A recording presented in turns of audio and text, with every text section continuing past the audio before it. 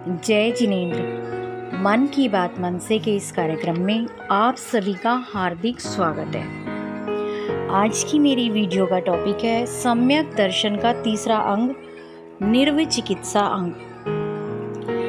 अपनी पिछली 2 वीडियोस में मैं बता चुकी हूँ कि सम्यक दर्शन क्या होता है और सम्यक दर्शन के 8 अंग होते हैं और सम्यक दर्शन मोक्ष प्राप्त करने की पहली सीढ़ी है।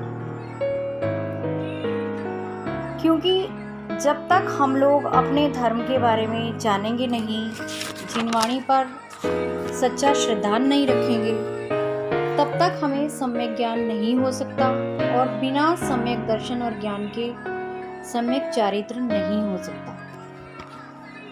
निर्विचिकित्सा का मतलब है कि किसी के शरीर के प्रति नहीं बल्कि उसके गुणों के प्रति प्रीति होना। हमारे जो दिगंबर मुनिराज रत्नत्रय गुणों से पवित्र हैं, उनके शरीर को देखकर घृणा ना करना, ग्लानि ना करना, बल्कि उन्हें यथा योग्य सेवा वैयावृत्ति देना ही निर्विचिकित्सा अंग कहलाता है।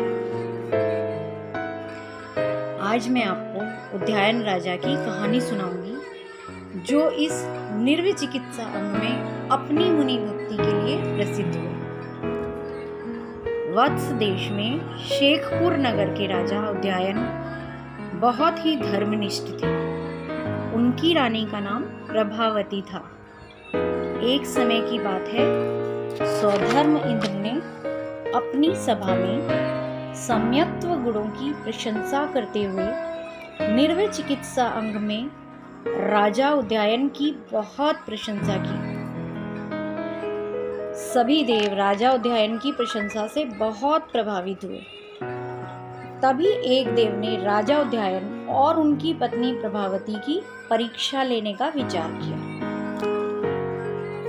उसने कुष्ठ रोग से ग्रसित अत्यंत दुर्गंधमय शरीर धारण किया, मगर दिगंबर मुनि का रूप धारण किया और आहारचर्या के लिए शेखपुर नगर में निकल पड़ा। उनके शरीर से इतनी दुर्गंध आ रही थी कि नगर के द्वार पर खड़े हुए सभी श्रावक श्राविकाएं वहां से चले गए। लेकिन उद्यायन राजा और उनकी पत्नी प्रभावती वहीं पर खड़े रहे और उन्होंने बड़ी भक्ति और विनय से मुनिराज का बड़गाहन किया और नवधा भक्ति पूर्वक देव रूप आए मुनिराज को आहार दान दिया। देव रूप आए मुनिराज ने और अधिक परीक्षा लेने के उद्देश्य से आहार करने के पश्चात वहां पर उल्टी कर दी और उस उल्टी में से इतनी बदबू आ रही थी कि महल के सभी दास दासियां और श्रावक जो वहां आहार कराने के लिए आए थे, सब वहां से भाग गए। किंतु उद्यायन राजा और रानी प्रभावती मुनि की सेवा में ही लगे रहे। अपने ही दिए हुए आहार दान की निंदा करने लगे कि हमसे ही जरूर कोई गलती हुई है आहार बनाने में, जो महाराज श्री को वमन हो गया और वो उस वमन को साफ करने लगे। मगर जो देवरूप मुनिराज थे, उनको इससे भी संतुष्टि नहीं मिली।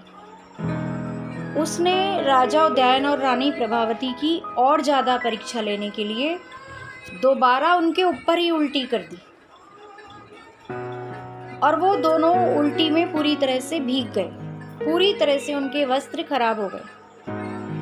मगर मुनि भक्ति की ऐसी पराकाष्ठा थी कि दोनों ही बिना किसी ग्लानि के चुपचाप खुद की ही निंदा करते हुए सब वहां से साफ करने लगे। उनकी इस भक्ति को देखकर वह देव बहुत ज्यादा प्रसन्न हुआ और अपने वास्तविक रूप में आ गया और उन दोनों की प्रशंसा करने लगा और कुछ देर बाद वहां से संतुष्ट होकर चला गया।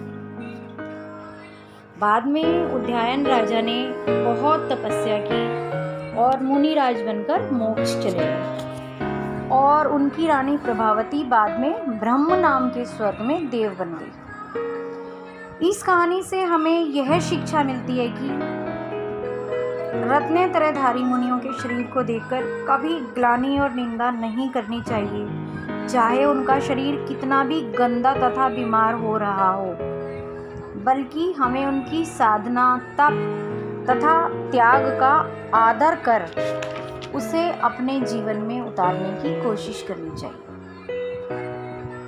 दोस्तों, अब मैं अपना वीडियो यहीं समाप्त करती हूँ।